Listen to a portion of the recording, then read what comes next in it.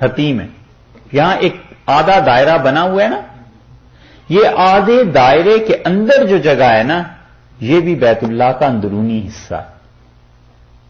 اس لیے لوگ اس کو بہت بڑی چیز سمجھتے ہیں کہ بیت اللہ کے اندر دروازہ کھل جائے تو جا کر اندر نماز پڑھیں. حالانکہ یہ جو حتیم ہے یہ بھی اسی کا ایک حصہ ہے. اس کو کور کیوں نہیں کیا گیا؟ وجہ اس کی یہ ہوئی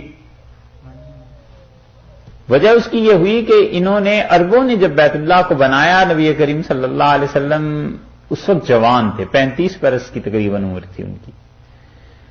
تو انہوں نے کہا کہ اللہ کے گھر بنانے کے لیے پیسہ جمع کرو, اور پیسہ وہ ہونا چاہیے جو خالصتاً حلال مال ہو, اور اس میں حرام کی کوئی چیز شامل نہ ہو, ایک پائی بھی. تو رسول اللہ صلی اللہ علیہ وسلم جب یہ اتنا بنا چکے تو انہیں تلاش ہوئی مختلف چیزوں کی, اور اسی زمانے میں ایک رومیوں کا, عیسائیوں کا جہاز تھا, اور وہ جدہ کے ساحل پہ آ کے ٹکرا گیا اور ٹوٹ گیا. تو اس کی لکڑی تو بہت اعلیٰ تھی, وہ ٹیک تھی. ٹیک سمجھتے ہیں آپ؟ ساگوان. یہ بڑی عجیب بات ہے, ہندوستان سے آتی تھی عربوں میں, بنگال سے آتی تھی, اور یہ ٹیک کا ہی دروازہ نبی کریم صلی اللہ علیہ وسلم کے گھر کا دروازہ جو تھا وہ ٹیک کا تھا, ساگوان کا. حضرت عائشہ رضی اللہ عنہ کا جو حجرہ ہے نا, جس میں رسول اللہ صلی اللہ علیہ وسلم دفن ہے, اس کا دروازہ ساگوان کا تھا, ٹیک کا تھا.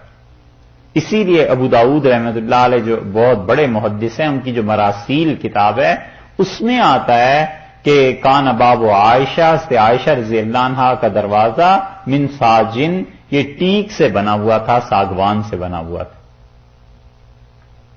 اب کوئی ساگوان کا دروازہ بنائے تو کتنا مہنگا بنتا ہے, لیکن کوئی بنائے گا اس نیت سے تو اسے یاد آتی رہے گی کہ رسول اللہ صلی اللہ علیہ وسلم کا در اقدس بھی ایسا ہی تھا. تو وہ ٹیک کی لکڑی وہاں سے لائی گئی, جدہ سے خرید کے بیت اللہ کو انہوں نے بنایا. تو رسول اللہ صلی اللہ علیہ وسلم فرمایا, سے عائشہ رضی اللہ عنہ سے وفات سے کچھ عرصہ پہلے ہی فرمایا, مکہ فتح ہو گیا تھا. آپ نے فرمایا عائشہ پھر ان کے پاس پیسے ختم ہو گئے, تو انہوں نے اس دیوار کو یہیں سے پھیر دیا ایسے, اور اسے پورا بنا دیا, اور یہاں پر دائرہ اس لیے یہ لگا دیا تھا انہوں نے کہ یہ یاد رہے کہ یہ بھی بیت اللہ کے اندر کا حصہ ہے, ابراہیم علیہ السلام نے یہ پورا بنایا تھا. آپ نے فرمایا ان کے پاس پیسے نہیں رہے تھے, اور اگر یہ قوم نئی نئی مسلمان نہ ہوئی بھی ہوتی, اور مجھے یہ ڈر نہ ہوتا کہ یہ کہیں گے کل ہم نے اپنے باپ دادا کا دین چھوڑا ہے, آج اس نے بیت اللہ کو بھی گرا دیا ہے, فرمایا اگر مجھے اس قوم میں یہ بدگمانی کا اندیشہ نہ ہوتا تو میں اس کو گرا کر اور اس حتیم کی جگہ کو بھی اندر ڈال دیتا, اور بیت اللہ کو ایسے ہی بناتا جیسے میرے جد امجد حضرت ابراہیم علیہ الصلوۃ والسلام نے بنایا تھا. یہ بات حضرت عائشہ رضی اللہ عنہ سنایا کرتی تھی. اسی لیے عبداللہ ابن زبیر رضی اللہ عنہ کا جب خلافت کا دور آیا ہے تو انہوں نے اس حتیم کو ہٹا کے بیت اللہ کی تعمیر کی, اور پھر اسی طرح بنا دیا اسے. جب ان کا انتقال ہوا, حجاج ابن یوسف رضی اللہ عنہ شہید ہو گئے, تو عبداللہ ابن زبیر رضی اللہ عنہ شہید ہو گئے, تو یہ حجاج ابن یوسف آ گیا.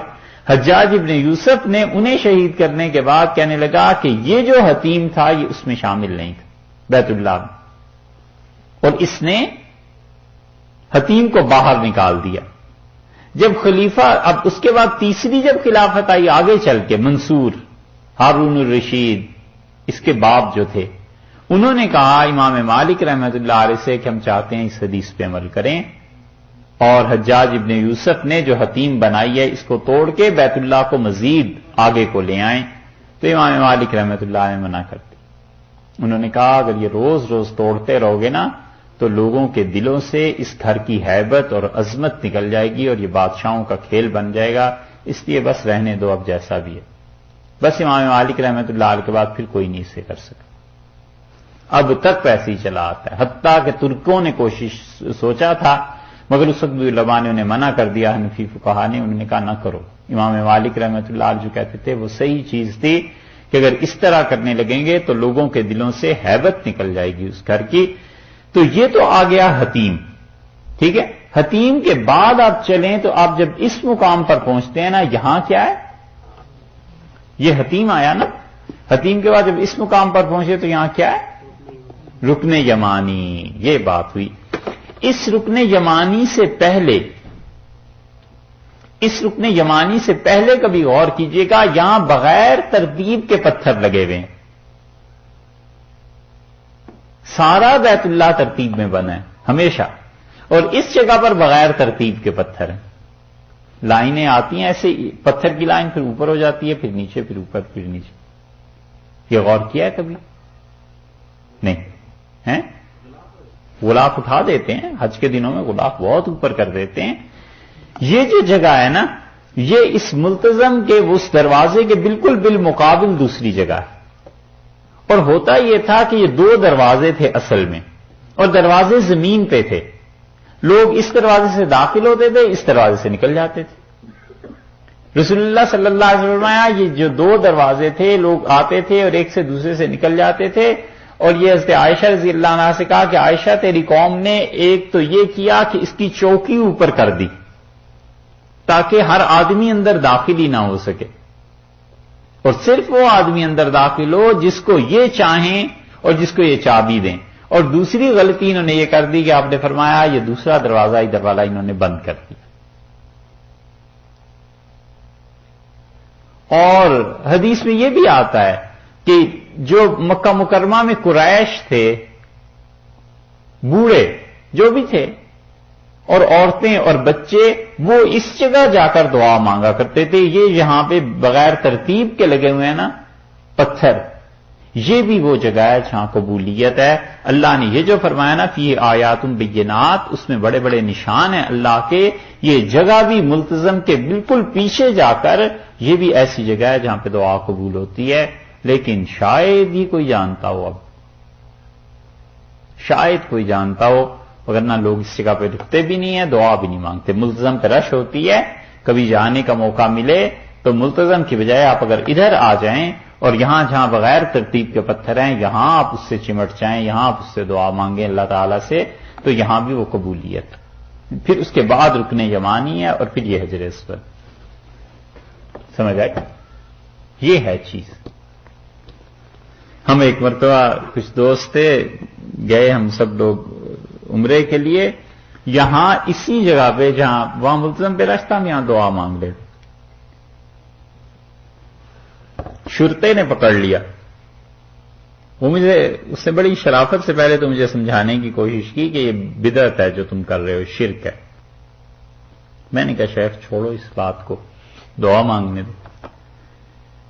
وہ باقی دوست وہیں کھڑے تھے تو اس نے پھر مجھے پکڑا، پھر جب میں زیادہ ہاتھ اس پہ رکھ رہا تھا اس نے مجھے گھسیٹ ہی لیا۔ مجھے کہنے لگا یہ بدعت کرتے ہو، یہاں پہ شرک کرتے ہو۔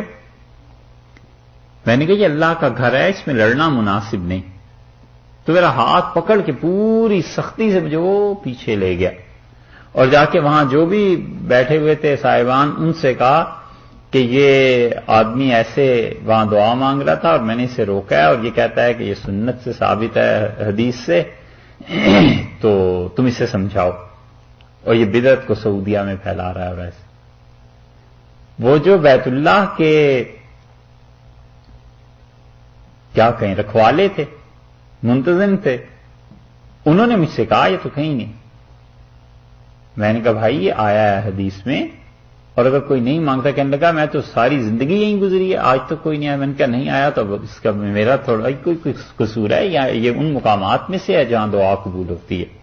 اس نے ہمیں بٹھا لیا، 3 یا 4 گھنٹے تک بٹھائے رکھا۔ باقی دوستوں سے ہم نے کہا جاؤ تم گھر، اور آ جائیں گے۔ خیر وہ ٹھہرے حرم میں۔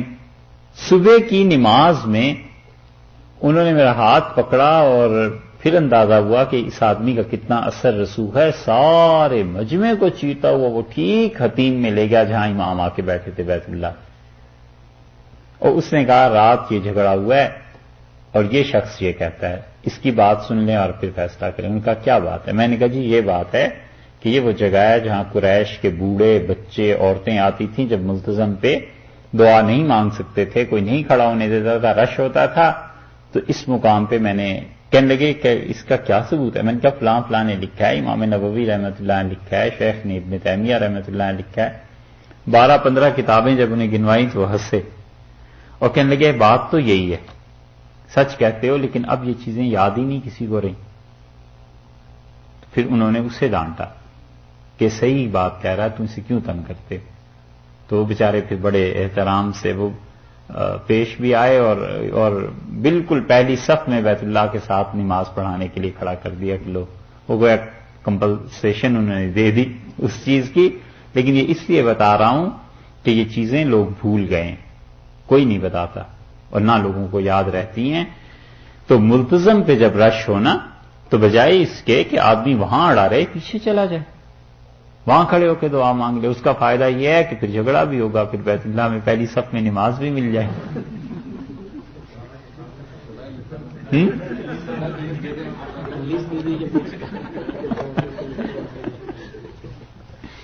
یہ اللہ نے فرمایا فیہ آیات بینات، اور اس میں بہت بڑی بڑی نشانیاں ہیں. اور ایک نشانی مقام ابراہیم، حضرت ابراہیم علیہ الصلوۃ والسلام کا مقام ہے جس جگہ پہ وہ کھڑے ہوئے تھے. اب دیکھیے یہ اگر ان جگہوں میں برکتیں نہ ہوتی، خدا کیوں اس چیز کو بار بار ذکر کر رہا ہے؟ فرمایا مقام ابراہیم، ابراہیم علیہ السلام کا مقام تھا جہاں وہ کھڑے ہوئے تھے، وہ جگہ ہے. اور دیکھو یہ بھی خدا کی نشانیوں میں سے. اب تک حضرت ابراہیم علیہ الصلوۃ والسلام کے پاؤں کا نشان اس پتھر پہ موجود ہے. اور وہ آپ دیکھیں ایسے ہی ہے جیسے 7 نمبر کا پاؤں ہوتا ہے، 8 نمبر کا پاؤں ہوتا ہے، وہ اب بھی موجود ہے مقام ابراہیم. اور یہ حضرت ابراہیم علیہ الصلوۃ والسلام کے مقام پر جو پتھر ہے اسی پہ کھڑے ہو کے وہ بیت اللہ کی تعمیر کرتے تھے. اور یہ ایک پاؤں جو ہے نا پتھر پہ دنیا میں بہت جگہ پر پایا جاتا ہے. ہندوستان میں بھی ایسے مقامات ہیں کہ ایک پاؤں ہے. وہ اس سے دلیل لیتے ہیں، کہتے ہیں آدم علیہ السلام یہاں آئے تھے. سری لنکا میں بھی ایک جگہ ہے، خیر یہ تو ایک اور موضوع چھڑ گیا. لیکن یہ جو مقام ابراہیم ہے یہ بھی ان جگہوں میں سے ہے جہاں دعا قبول ہوتی ہے. تو اللہ تعالیٰ نے فرمایا ہے یہ سب چیزیں اس میں ہیں. ومن دخلہ، اور جو کوئی بھی داخل ہوا ہو اس گھر میں، کانا آمینہ، وہ امن میں آ گیا.